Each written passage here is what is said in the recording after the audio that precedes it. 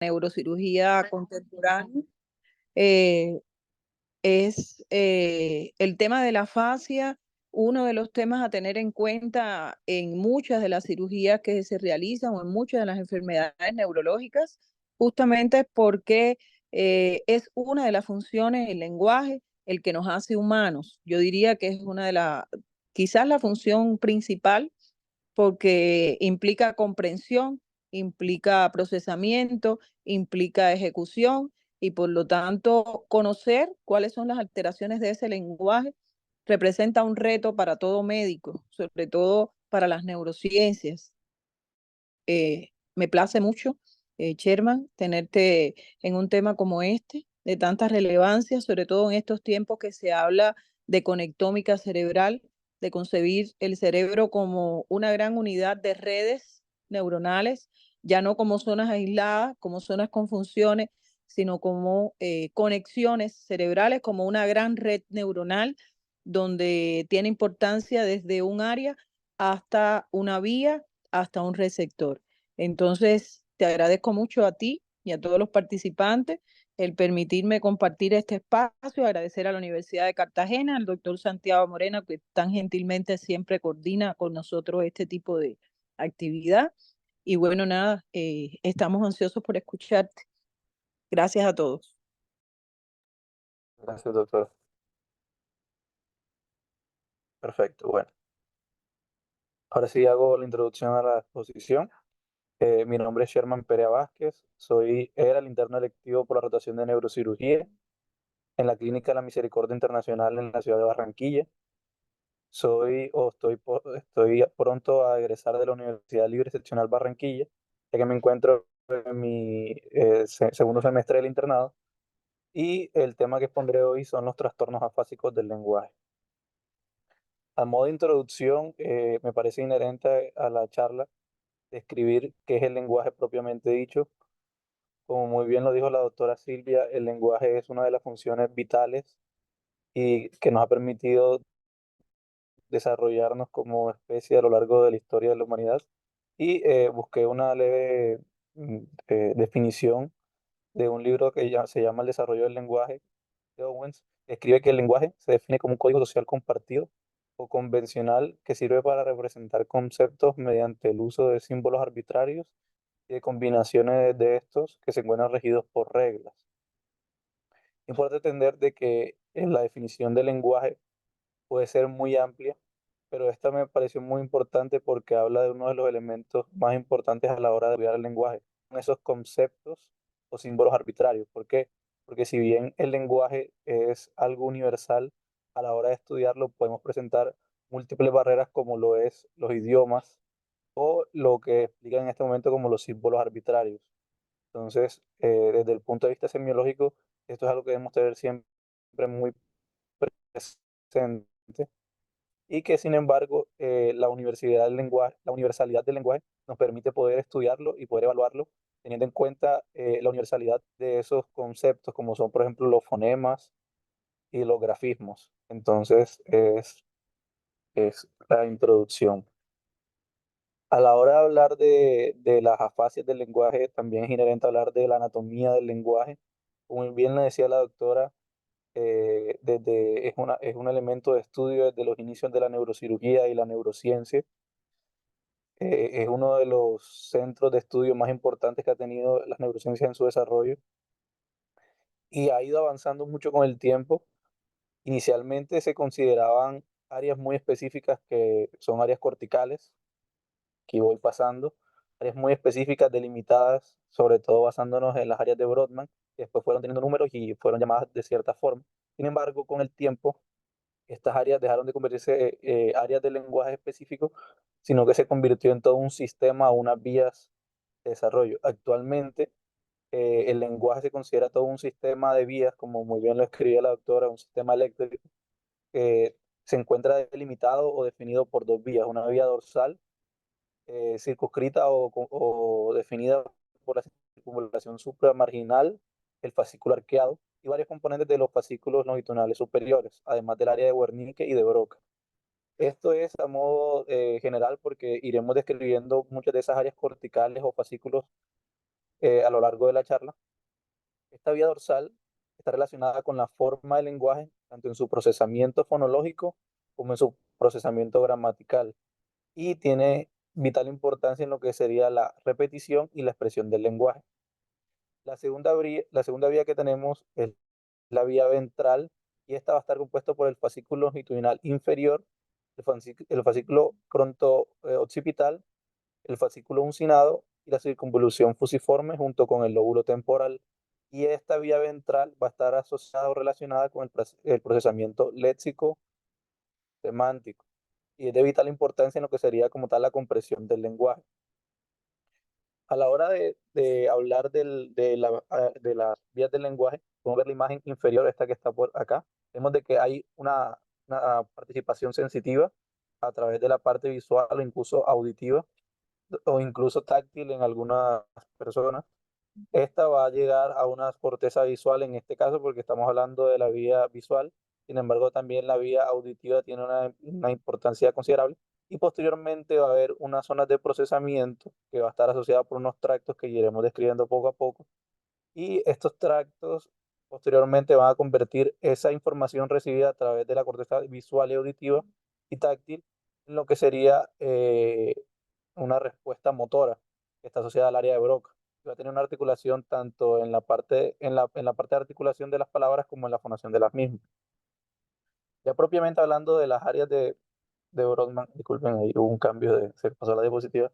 De las áreas de Brodmann hablaremos de algunas de las áreas o zonas corticales específicas del lenguaje, que son áreas que han venido en estudio durante mucho tiempo y que inicialmente se definían como muy pequeñas y posteriormente se fueron asociando a muchas otras áreas. Una de las áreas más conocidas es la área de Broca, que se encuentra en el lóbulo frontal izquierdo, al pie de la tercera circunvolución. En las áreas de Brodmann lo ubican en la pars opercularis o área 44 y en la pars triangularis o área 45. La función de esta área, o sea, esta que tenemos aquí, la función de esta área está asociada a la formulación verbal y expresión y comprensión de las estructuras sintácticas. Además, participa en la planificación y programación motora de la articulación del habla, es decir, tiene una participación motora vital en la hora de construcción del lenguaje. Tenemos dos áreas suplementarias asociadas al área de Broca, que son el área 46 y área 47, siendo el área 47 también conocida como la pars orbitalis, que son las tres partes que conforman la parte inferior del lóbulo frontal. Y estas áreas complementarias de Broca eh, participan en el procesamiento sintáctico de las palabras. El área 46, como podemos ver en la imagen, está pintada de verde porque además de la participación en el procesamiento sintáctico, también tiene una función ejecutiva o una función de unificación de la información asociada al lenguaje.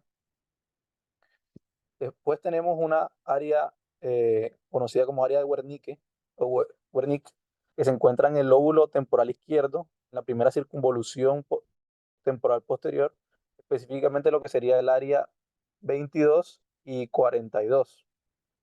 Además de esto, a esta área de Wernicke también a veces la asocian unas áreas complementarias que también iremos describiendo, como son la circunvolución supramarginal y la circunvolución angular. Esta área de Wernicke se encuentra con funciones asociadas a la comprensión auditiva y el procesamiento de la selección del léxico. La circunvolución supramarginal o área 40, que es esta que tenemos acá, se encuentra asociada al procesamiento fonológico y a la escritura del lenguaje. La circunvolución angular, que es el área 39, que es la que tenemos acá, eh, la función que tiene es la integración multimodal, o sea, es decir, visual, auditivo y táctil, y el procesamiento semántico, el cálculo, la lectura y la escritura. Como podemos ver aquí, podemos ver cómo las áreas llegan y posteriormente llegan a estas zonas de procesamiento, que son las mismas zonas que estamos describiendo. Estas zonas que están aquí, está llegando esta flecha, corresponde precisamente al área que estamos hablando, la circunvolución angular, porque la función que tiene es la integración eh, de los estímulos y el procesamiento de esta información. Además de estas áreas específicas, tenemos otra área muy importante que corresponde al lóbulo temporal. Este no va a estar tan marcado en esta imagen, o sea, todas las áreas. Y este lóbulo temporal, dentro de los componentes de este lóbulo, las áreas de Brodmann que corresponden son el área 38 o polo temporal, la segunda circunvolución temporal, que es el área 21, que en esta sí podemos verla justo por debajo del área Wernicke. La tercera circunvolución temporal, el área 20, que en esta imagen no se puede apreciar adecuadamente. Y la parte de la circunvolación fusiforme o área 37, que en este caso sí podemos verla, que sería esta. La función del lóbulo temporal corresponde a la memoria, a la función semántica, debido a que dentro de esta área o de este lóbulo podemos encontrar lo que sería la memoria semántica, valga la redundancia, y la función es el procesamiento léxico-semántico, es decir, la denominación y la capacidad de comprensión de las palabras. El lóbulo de la ínsula, que tampoco podemos apreciarlo adecuadamente en esta imagen, corresponde al procesamiento intermedio entre el lenguaje y el habla, permitiendo la conversión de los fonemas en información motora para el área de Broca. Bueno, ahora hablaremos de los tractos, que a diferencia de las zonas corticales, que son sustancia gris, por decirlo así, que son cuerpos neuronales, los tractos corresponden a sustancia blanca, a axones. Entonces, esto es uno de los avances que ha tenido la neurociencia en los últimos años, de identificar no solo las áreas específicas, sino los tractos que conectan las diferentes áreas y la función o importancia que estos tienen a la hora de revisar, por ejemplo, los trastornos del lenguaje, específicamente las afasias. Bueno, tenemos un tracto muy importante conocido como el fascículo longitudinal superior. Este se va a encontrar dividido en en cinco fascículos, siendo los tres primeros con unas características muy parecidas, y es que todos estos van a llegar van del área frontal y opercular hacia diferentes lados. O sea, el origen de los tres primeros fascículos son el área frontal y el opercular. El fascículo número uno va a llegar de esa área a lo que sería el lóbulo parietal superior. El fascículo número 2 va a llegar a la circulación angular y el fascículo 3 va a llegar a lo que sería la circunvolución supramarginal. Eh, el fascículo longitudinal número 4 es uno de los más importantes porque además de eso también recibe un nombre muy especial, que es el fascículo arqueado, y este tiene una importancia muy marcada porque este va a ser una conexión bidireccional entre lo que sería el área de Wernicke y el área de Broca, es decir, va a conectar dos de las áreas corticales más importantes a la hora de hablar el lenguaje. Y además de esto, la función de este lóbulo, de este fascículo arqueado, perdón, es fundamental a la hora de hablar de la repetición, tanto de las palabras como de los enunciados. Y por último tenemos el fascículo longitudinal superior número 5, que conecta la región temporal con la región parietal. Tenemos otro fascículo muy importante conocido como el fascículo uncinado, que conecta la zona temporal anterior con el lóbulo frontal, y como función importante se asocia a la nominación de los nombres propios y la comprensión auditiva. El fascículo longitudinal inferior une la región occipital con el lóbulo temporal y tiene un rol importante en la denominación de los objetos vivos.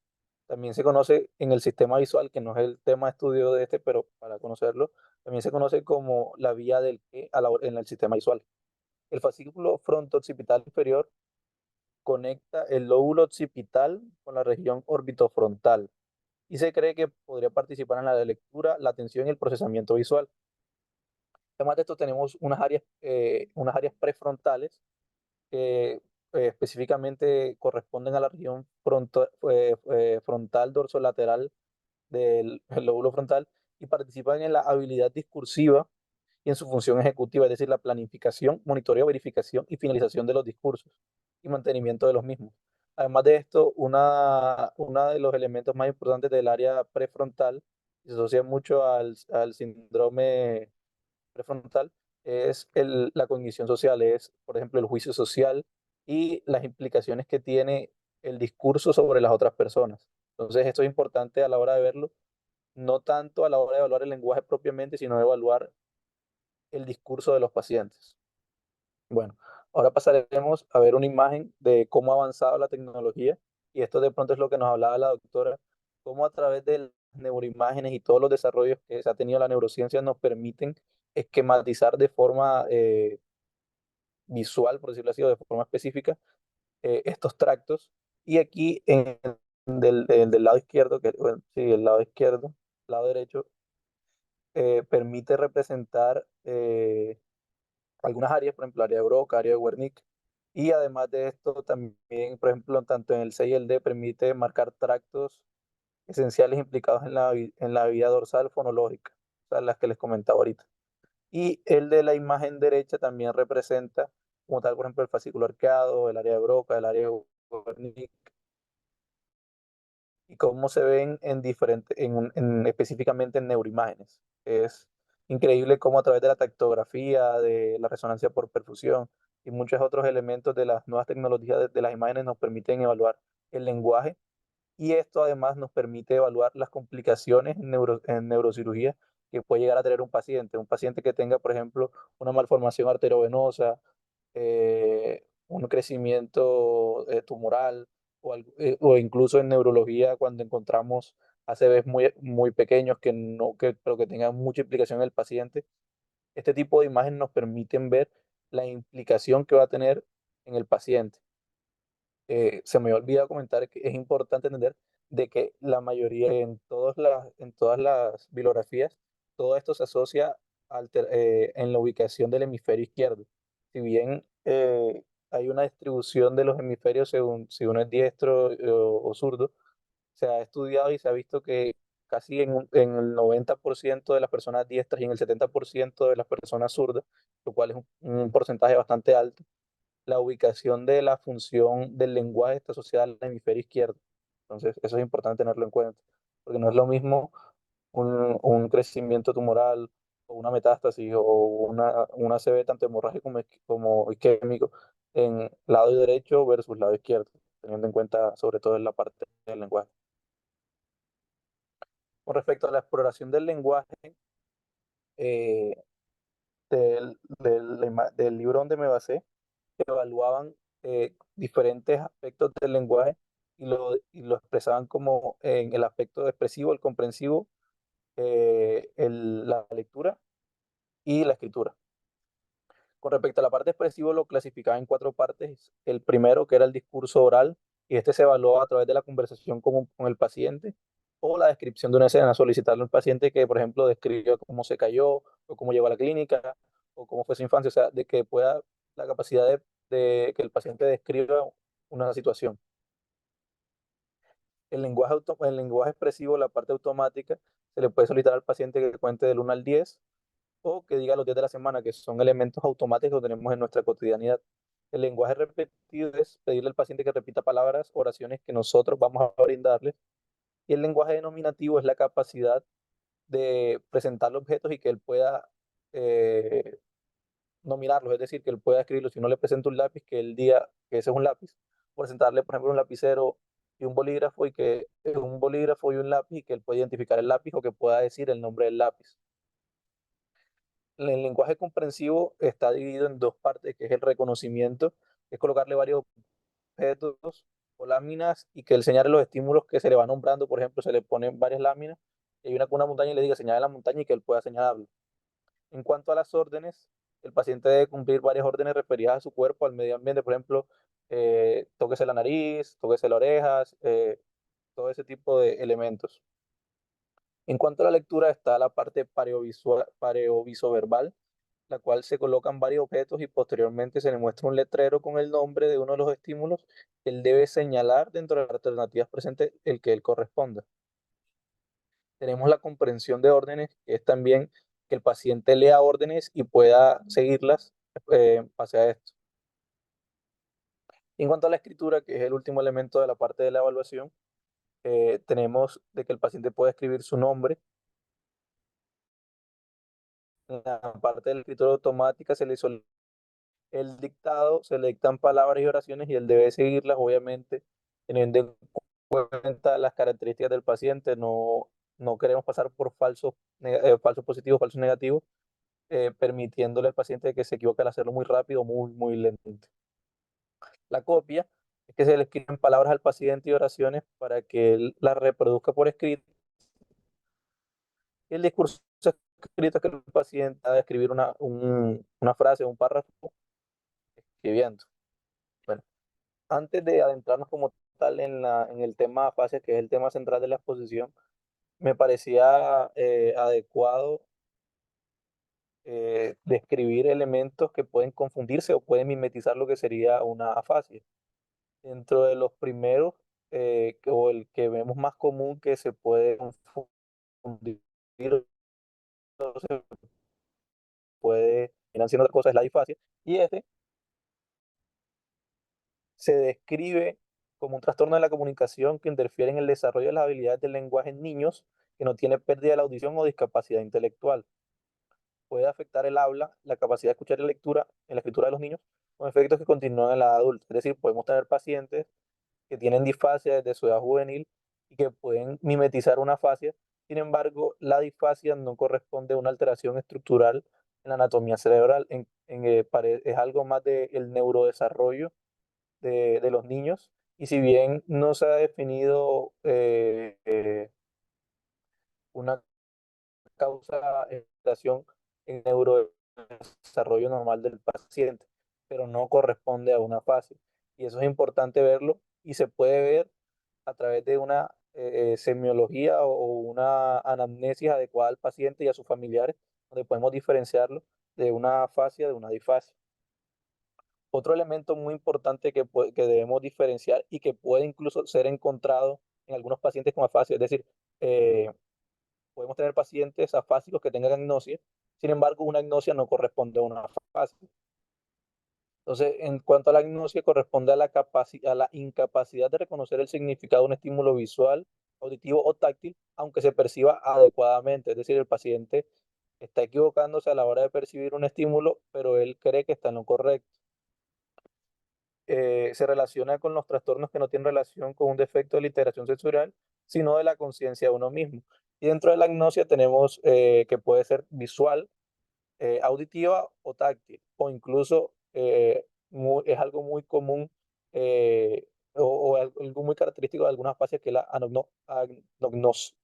anagnosia, que es que el paciente no va a reconocer los errores que está cometiendo en cualquiera de las actitudes del lenguaje. Y la disartria, que si bien es algo que se encuentra muy asociado a neurociencias, sobre todo específicamente a lo que sería neurología, se diferencia de las afasias por la naturaleza del mismo. Entonces tenemos que la disartria corresponde a una alteración asociada a defectos en la articulación o modulación de las palabras por trastornos en la vía corticobulbar, es decir, de los sistemas, es decir, este está asociado a una alteración en la articulación o modulación de las palabras. En cambio, la fase tiene otras características que tenemos describiendo. Y además de esto, la disartria se asocia a alteraciones en el cerebelo o debilidad muscular de origen periférico. Y persiste la conservación de la comprensión y de la escritura. Esto es la característica principal que lo diferencia de la fase. Y ahora sí hablaremos de la fase propiamente. Este es un trastorno del lenguaje adquirido, es decir, es algo no es algo con lo que uno nace, sino que se adquiere a consecuencia de un daño cerebral, es decir, hay una alteración estructural en la anatomía cerebral o en la anatomía del sistema nervioso que por lo general compromete todas las modalidades del lenguaje. Esa es lo que lo diferencia de la disartria, que es solo un defecto en la articulación del lenguaje. eh, Alteraciones en la expresión, comprensión oral, escrita y lectura del lenguaje. El síntoma más preponderante es la anomia, que es la dificultad para evocar las palabras. Con respecto a los tipos de fácil localización de la lesión, eh, lo, lo iré describiendo poco a poco porque iremos nombrando cada una de las afasias principales y cómo se clasifican. Sin embargo, también me parece relevante describir que según la naturaleza de aparición de la afasia, podemos asociarlo a diferentes trastornos o a diferentes eh, etiologías de la afasia. La afasia aguda, que es de pronto la más común que uno se va a encontrar a la hora de trabajar o de trabajar en el sistema de salud, son las afasias asociadas a trastornos vasculares, por ejemplo, enfermedades cerebrovasculares, tanto isquémicas como hemorrágicas, o también se puede encontrar afasias posterior a procedimientos quirúrgicos que comprometan alguna de las áreas que tenemos, que se encuentran dentro de las áreas que ya describí. También tenemos alteraciones como neuroinfecciones, traumas que afecten a estas áreas o estos tractos. También tenemos que cuando hay una etiología que es más crónica, puede asociarse a otro tipo de alteraciones como pueden ser las metástasis o los trastornos tumorales de diferente etiología que van en crecimiento eh, paulatino y por lo tanto la presentación de la fascia es algo mucho más crónico versus la vascular que es algo muy agudo. Entonces, por ejemplo, tenemos que cuando encontramos una fascia de Wernicke se encuentra asociada a una localización en la circulación temporal posterior. Cuando tenemos una localización de un tipo de fascia de conducción asociada a una circunvalación marginal y el fascículo arqueado. Es decir, esto que está esta imagen, que es más como para que lo tengan presente, son donde se encuentran o qué tractos se encuentran asociados a las diferentes fascias, pero como la iremos escribiendo una a una, no voy a adentrarme en esto ahora mismo. Entonces, aquí tengo un pequeño algoritmo para la clasificación clínica de las afasias, me pareció muy relevante. Es importante entender de que en el aspecto agudo o en la primera revisión del paciente, las afasias no se presentan de forma pura, sino que se presentan de forma mixta, es decir, el paciente no simula un tipo de afasia, sino que simula una afasia global o compleja. Sin embargo, mediante se va tratando o se va manejando el paciente, se puede ir definiendo específicamente qué tipo de afasia tiene. Entonces, esto muy probablemente no se puede hacer en la primera revisión del paciente, pero se puede ir haciendo poco a poco en la evaluación del mismo.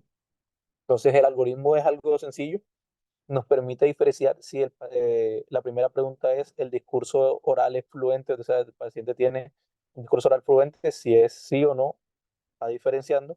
Si tiene la capacidad de repetición, va separando también. Después viene la capacidad de comprensión y posteriormente de esta capacidad de comprensión nos va permitiendo reconocer o ver los 8 tipos de afasia que vamos a evaluar en esta revisión. Entonces vemos como principal característica que nos diferencia en el algoritmo es que las afasias se clasifican entre fluentes y no fluentes. Entonces las fluentes son aquellas donde el paciente va a tener un discurso oral que va a evocar o va a emitir palabras, pero según las características de la evaluación del lenguaje que les describí, se van a diferenciar en 4, que son Wernicke, o sea, afasia de Wernicke, afasia de conducción, afasia anómica y afasia transcortical sensorial. Bueno, hablaremos de la de Wernicke y la iremos describiendo, o sea, iremos describiendo sus características.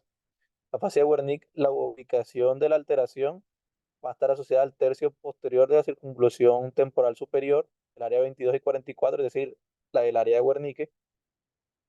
Y veremos que en el discurso oral de la afasia de Wernicke es fluente, más no informativo, y muchas veces en este paciente vamos a encontrar logorrea, con una expresión de palabras de aproximadamente, o en muchos casos, de 150 palabras por minuto, es decir, el paciente va a tener un discurso lleno de palabras, pero no va a transmitir ningún tipo de información.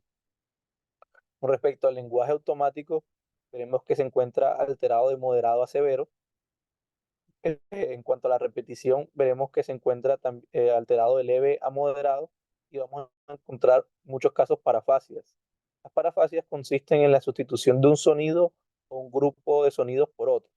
Entonces, por ejemplo, tenemos que el paciente quiere decir perro y dice gato, o quiere decir árbol y dice libro. O sea, no hay relación, no necesariamente tiene que haber relación a la hora de decir las palabras.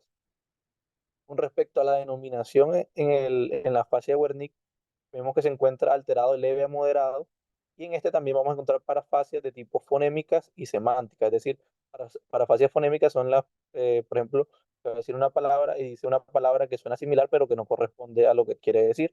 Y las semánticas son las que están asociadas a que implican algo similar, por ejemplo, es decir, un bolígrafo y un lápiz, pero que no corresponden a la palabra que se quiere dar. Y una característica importante de la fascia de Wernicke es que los pacientes no corrigen sus errores, debido a que se encuentran, debido a que es muy característico que tengan una anoxo- anoxosia. Perdón. En cuanto a la comprensión oral, tenemos que se encuentra alterada de moderada a severamente.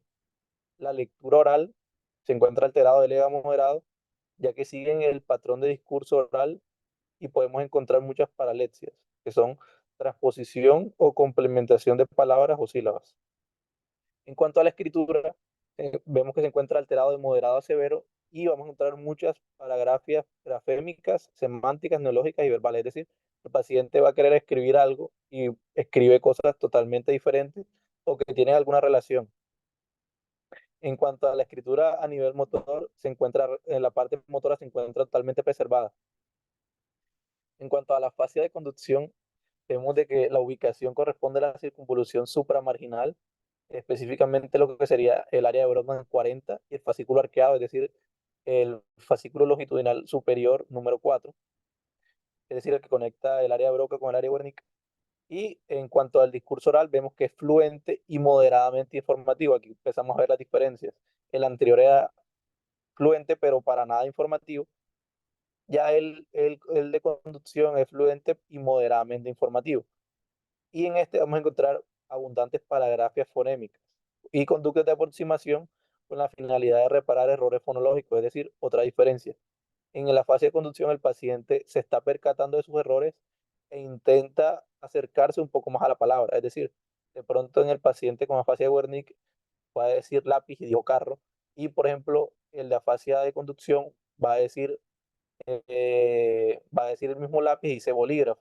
Sigue siendo un error, pero se está percatando del mismo, intenta decir palabras más eh, cercanas a lo que se busca. En cuanto a la repetición en la fase de conducción, es característico de este tipo de afasia que siempre se encuentra afectada y hay una marcada dificultad para repetir tanto palabras como oraciones. En cuanto a la denominación, se encuentra alterada de leve a moderado. En cuanto a la comprensión oral, se encuentra alterado de leve a moderado también. En cuanto a la lectura oral, se encuentra una alteración moderada y abundan las paralexias fonémicas con intento de autocorrección. En cuanto a la escritura, vemos que hay una alteración de moderada a severa. En la fámica, la ubicación de esta corresponde a la evolución angular, es decir, el área 39 de Brodmann, y a la segunda y tercera circunvolución temporal, es decir, el área 20 y 21, 21 y 20 respectivamente. El discurso oral vemos que es fluente y moderadamente informativo, con intentos de encontrar palabras, es decir, hay un poco más acercamiento a las palabras porque hay un mayor acceso al léxico del paciente. Y también presentan paragrafias muy comúnmente y presentan compensación con circunloquios. En cuanto a en la repetición de en la fascia nómica, no encontramos alteración, es decir, se encuentra preservada. En cuanto a la denominación, y este es el punto más importante o más característico de este tipo de afasia, es la anomia, es decir, el paciente va a tener incapacidad para poder denominar y de poder acceder al léxico para denominar los objetos o los elementos que se le colocan y en muchos casos intenta compensar esta anomia realizando circunloquios. Perdón. En cuanto a la lectura oral, no se evidencian alteraciones. En cuanto a la comprensión de la lectura, se encuentra relativamente conservada y en cuanto a la escritura, presentan dificultad para encontrar las palabras, porque lo que a veces también vuelven y hacen también los circunloquios. En cuanto a la parte de motor, no se encuentran ningún tipo de deficiencias. Es decir, en la parte de escritura no se encuentran deficiencias, sino solo en la parte en cuanto a la semántica, por decirlo así, en cuanto a la denominación. Y por último, de la fascia tenemos la fascia transcortical sensorial. La ubicación de esta corresponde al área paritotemporal superior, sin el área de Wernicke. Y en cuanto a las características de este, es que tiene un discurso oral fluente y no informativo, con una marcada anomia, y se observan parapragmatismos y ecolalia. En cuanto al lenguaje automático, se encuentra alterado de forma leve, es decir, el paciente puede, con ayuda del entrevistador, poder completar estas tareas, es decir, el paciente de pronto no puede arrancar, entonces el entrevistador le dice, bueno, uno, y él sigue dos, tres, y así. En cuanto a la repetición, se caracteriza por la capacidad para repetir todo tipo de estímulos verbales, es decir, esto lo diferencia de pronto de las otras fases. Y en cuanto a la denominación, existe una dificultad severa para encontrar las palabras. Podemos encontrar unas parafasias asociadas también a unas anomias semánticas Es decir, va a haber una desconexión entre el léxico y la semántica. Cuanto a la comprensión oral, vemos que manifiestan dificultades significativas a nivel de las palabras, la oración y en los discursos. Y en cuanto a la lectura oral, se encuentra alterada y presentan todo tipo de paralexia. Y ahora dentro de las afasias no fluentes, es decir, las que va a haber una incapacidad para la expresión de las palabras, tenemos que la afasia más conocida de estas es la afasia de Broca, y esta, obviamente, su ubicación va a estar asociada al área de Broca, es decir, la par subpecularis, la triangularis y la orbitalis, es decir, el área de Brodmann 44, 45 y 47. Y dentro del discurso oral, evidentemente, no es fluente y según la severidad del cuadro puede llegar a ser moderadamente informativo o no informativo. Es decir, el paciente puede que no tenga un discurso fluente, generalmente se describe que llegan a tener aproximadamente 10 o 15 palabras por minuto, pero puede que estas, dependiendo el nivel de afectación del paciente, pueden que lleguen a ser con sentido, o sea, que un sentido informativo. Es decir, se le puede preguntar al paciente que escribe una imagen y puede que diga dos o tres palabras, pero que tenga relación entre ellas. Es decir, se le puede preguntar cómo se siente y él puede que diga bien o mal me duele, o sea, va a ser un discurso muy, muy poco fluente. Y vamos a encontrar de que estos pacientes van a presentar agramatismos, dificultad para acceder específicamente a los verbos. En cuanto al lenguaje automático, se considera conservado también. Obviamente va a depender de la magnitud de afectación del paciente. En cuanto a la repetición, encontramos que tiene una alteración leve. En cuanto a la denominación, los verbos presentan mayor compromiso que los sustantivos, es decir, el paciente puede ser capaz de describir algunos elementos, por ejemplo, si se le colocan imágenes o si se le coloca el mismo objeto de un lápiz, eh, puede que pueda describirlo o un carro o algún otro elemento que sea un animal. Sin embargo, a la hora de describir o denominar verbos, se le va a dificultar muchísimo más. Y vamos a encontrar que estos pacientes van a hacer parafasias fonémicas y semánticas. En cuanto a la lectura oral, pueden presentar un mutismo total, pero lo habitual es que presenten errores en la articulación que dependen de la severidad del cuadro. Entonces, por ejemplo, en este elemento, un cuadro que no sea tan severo puede confundirse eh, con una disartria. Entonces, si no manejamos adecuadamente el examen físico del paciente y el examen de esferas superiores como el lenguaje, podemos confundir un paciente que está haciendo una disartria con una fascia. Las complicaciones a largo plazo de una fascia son totalmente diferentes a lo que podrían ser una disartria, que es una alteración menor considerando las afasias. En cuanto a la escritura, producen enunciados breves y puede estar acompañado de paragrafias y grafemias. Y en cuanto a los trastornos asociados, y esto es muy importante, los pacientes que hacen una fascia broca tienen como trastornos asociados las hemiplejías o hemiparesias derechas faciales, facio-brachiocurales. ¿Y esto por qué? Y voy a devolverme unas diapositivas para que lo tengan en cuenta. Es muy común encontrar una hemiplejía o una hemiparesia derecha en estos pacientes porque el área de Broca se encuentra muy cercana a lo que sería el área motora primaria, que sería más o menos esto. Entonces, si hay una alteración en esta zona, puede que también llegue a afectar esta o los tractos que van, o los tractos que van hacia abajo, que los tractos que comparten junto con el área motora primaria, y entonces es lo que vamos a encontrar una hemiplagía o una hemiparesia según el compromiso, y es el hemisferio izquierdo. Entonces, como la hemiparesia sería contralateral, sería una hemiparesia o una hemiplegia derecha. La segunda fascia que tenemos es la fascia no fluente mixta, y esta se asocia a un daño extenso que compromete áreas anteriores y posteriores de la cisura de Rolando, abarcando gran parte de la región perisilviana. El discurso oral en estos pacientes es no fluente y no informativo, y vamos a encontrar muchas veces estereotipas que no tienen capacidad de reparación, es decir, estereotipas que el paciente no intenta darse cuenta de que está equivocado, él simplemente va a decirlo. O sea, el paciente, si dice alguna palabra, las palabras que va a decir son sin sentido y va a repetirlas adecuadamente. Por ejemplo, va a decir un solo color, amarillo, amarillo o uno, uno, uno. En lenguaje automático tenemos que se encuentra alterado de moderado a severo y está casi totalmente abolido. En cuanto a la repetición, tenemos que hay una alteración total, o sea, se encuentra totalmente abolido. En cuanto a la denominación, vamos a encontrar una anomia total. En cuanto a la comprensión oral, vamos a tener que se encuentra alterado de leve a moderado y que logran comprender oraciones simples con apoyo del entrevistador.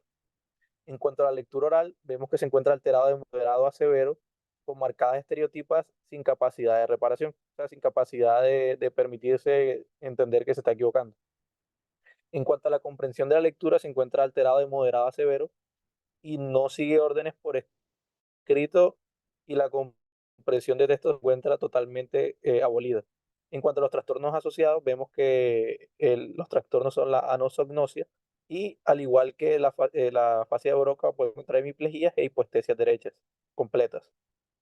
En cuanto a la fascia global, corresponde a toda la zona perisilviana, es decir, el área de lo que sería la frontoparieto-temporal. El discurso no es fluente ni informativo y se encuentra a la emisión de estereotipias. Según la extensión, se puede encontrar mutismo en el paciente. El lenguaje automático se encuentra totalmente alterado. La repetición se encuentra totalmente abolida. En cuanto a la denominación, tenemos que se encuentra alterado de moderado a severo, con marcadas estereotipias sin corrección. En cuanto a la comprensión oral, se encuentra alterado de moderado a severo. En cuanto a la lectura oral, se encuentra con abolición total. En cuanto a la comprensión de lectura, se encuentra alterado de moderado a severo. Y entre los trastornos asociados vemos la anosognosia, la hipoestesia derecha, la hemiplegia derecha, la disartria y un importante deterioro cognitivo. Es decir, esta afasia es de las más complicadas y de las de mayor complicación sobre el paciente, porque como vemos hay una alteración total en el lenguaje y en el mismo. En cuanto a la fascia transcortical motora, se encuentra asociada al lóbulo frontal izquierdo, contiguo al área de Broca, y en el discurso oral vemos que no es fluente y es moderadamente informativo. En cuanto al lenguaje automático, se encuentran conservadas, es decir, el paciente puede seguir la secuencia automática. Vemos que en la repetición es característico que estos pacientes tomen la habilidad para producir todo tipo de material verbal, es decir, se encuentra totalmente conservada la repetición. En cuanto a la comprensión oral, vemos que se encuentra levemente afectada y logran comprender oraciones simples. En cuanto a la lectura, la parte oral, la lectura oral, leen sin dificultad articulatoria, pero pueden presentar problemas para iniciar los enunciados. En cuanto a la comprensión de lectura, se encuentra alterado de leve a moderado. Y en cuanto a la escritura, presentan alteración grafomotoras, dificultad para iniciar la escritura y perseveraciones. Y está más conservada el lenguaje nominativo que dedicativo. Y en cuanto a los trastornos asociados, también se encuentra la hemiplegia y la hemiparesia. Aquí pongo un leve, o sea, como un tipo de resumen de lo que le estaba comentando, cómo las características de las afasias van diferenciando según la evaluación del lenguaje y vemos qué tanto puede estar afectada o qué tanto puede estar abolida. Entonces, por ejemplo, en la fase de Wernicke y la fase de Broca, vemos de que en la de Wernicke una fluidez sin alteración, un lenguaje automático levemente alterado, una repetición totalmente alterada o una alteración severa. En la denominación también vemos una alteración severa y en la comprensión, en la lectura oral totalmente afectada. En cambio, por ejemplo, la de Broca, y hago estas dos porque son las más comunes o las que más uno pregunta, vemos la fascia de Broca donde hay una fluidez con una alteración leve que puede llegar a ser moderada o severa según el tamaño de la afección. Vemos que no hay una alteración en el lenguaje automático, pero en lo que sería la lectura oral y la escritura va a haber una mayor afectación. Y vemos, por ejemplo, en la fascia global, que es la más compleja, como podemos ver, hay una alteración severa en todas las características clínicas de la fascia. Bueno, esta fue la revisión que yo realicé. Si tienen alguna pregunta, estoy abierto a escucharla. Y muchas gracias tanto a la Universidad de Cartagena como a la Clínica Misericordia por la oportunidad de la revisión y socialización junto con más compañeros y colegas. Muchas gracias. Chema, muchas gracias a ti. me gustaría felicitarte. Creo que ha sido una revisión muy amplia del tema de afasia. Importante en todo lo que has dicho es que tradicionalmente se ha considerado el lenguaje y sus trastornos como de dos áreas, afasia de Wernicke y afasia de Broca. Y sabemos ya que no es así, lo has demostrado de manera excelente. Y por lo tanto es importante cuando nos enfrentamos a un paciente con trastornos del lenguaje de manera sencilla, creería yo, cuando lo tenemos en la urgencia con una enfermedad cerebrovascular, cuando no somos neurocirujanos o no somos neurólogos, que somos médicos generales o algún personal que necesitamos hacer una evaluación rápida. Definir primero si el paciente es capaz de comprendernos, si es capaz de leer, si es capaz de escribir, aunque sea frases cortas, si es capaz de describir algo sencillo a su alrededor y por lo tanto si la emisión de las palabras y del lenguaje están acorde a lo que le estamos preguntando. O sea, de manera rápida hay una serie de cosas que se pueden hacer para tener una idea de dónde puede estar la afectación del lenguaje o cuán extensa puede ser la afasia. Yo creo que además si establecemos, como tú bien dices, un orden, o sea, el paciente comprende o no comprende, el paciente repite o no repite, si establecemos un orden, pues es muy fácil hacer esta exploración y poder clasificar qué tipo de afasia. Lo otro, y que tú dijiste muy bien y que me gustaría insistir, porque con mucha frecuencia encontramos el error en las historias clínicas de urgencia, en muchos médicos que cualquier trastorno del lenguaje le llaman disartria. No es así. La disartria, como tú lo dijiste, es un trastorno en la articulación de la palabra, muchas veces relacionada a trastornos del cerebelo o a trastornos de las vías piramidales o extrapiramidales que intervienen en el mecanismo de articulación, pero no es per se una afasia. Por lo tanto, cuando un paciente tiene trastornos del lenguaje, no podemos ponerle a todos el cartel de una disartria. Disartria es una forma y afasia es otra. Yo creo que esto fue excelente que lo revisaras y que bueno, podamos saber que existe también un concepto clásico de hemisferio derecho, hemisferio izquierdo para lenguaje y que se ha demostrado en recientes estudios de conectómica cerebral que no es así. O sea, un paciente incluso puede tener su área de Broca dominante en el lado derecho del cerebro y esto es justamente lo que nos muestra la resonancia funcional, un tipo de resonancia llamada a evidenciar cuáles son las llamadas áreas neurológicas elocuentes y por lo tanto poder hacer un traje personal a cada paciente de cuál es la topografía de sus áreas principales y poderlo someter o no a una cirugía o un procedimiento seguro. Con mayor frecuencia el área dominante del lenguaje es izquierda, pero no podemos decir que eso ocurre 100% en todos los pacientes, ni podemos decir que hay un fascículo arcuato que es predominante en el lado izquierdo para el 100% de los pacientes. Y les puedo transmitir con experiencia, por ejemplo, que hay pacientes que tienen, por mencionar una patología, malformaciones arteriovenosas del hemisferio izquierdo que involucra al fascículo arcuato o al longitudinal superior o al área de Broca, y encontramos contralateral una compensación enorme con una simetría de los fascículos, con una simetría del volumen de las áreas, justamente para no producir alteraciones del lenguaje. Entonces, el cerebro, como decía al inicio, es una red tan perfecta neuronal, de redes, de conexiones, de neuronas, de áreas, que muchas veces la plasticidad hace que otras áreas suplan las funciones de áreas que están dañadas o que están afectadas por lesiones. Te agradezco, creo que es un tema muy, muy interesante. Y bueno, nada, felicitarte. Yo creo que lo único es que podamos hacer un ejercicio para repetir la palabra anosognosia un poquito más seguido, pero no, felicidades y nada, es un placer haber estado contigo. Bueno, muchísimas gracias. Creo que es todo. Bueno, Sherman, muchas gracias a la profe, también muy amables a todos los participantes, ya que han tenido una jornada grande el día de hoy.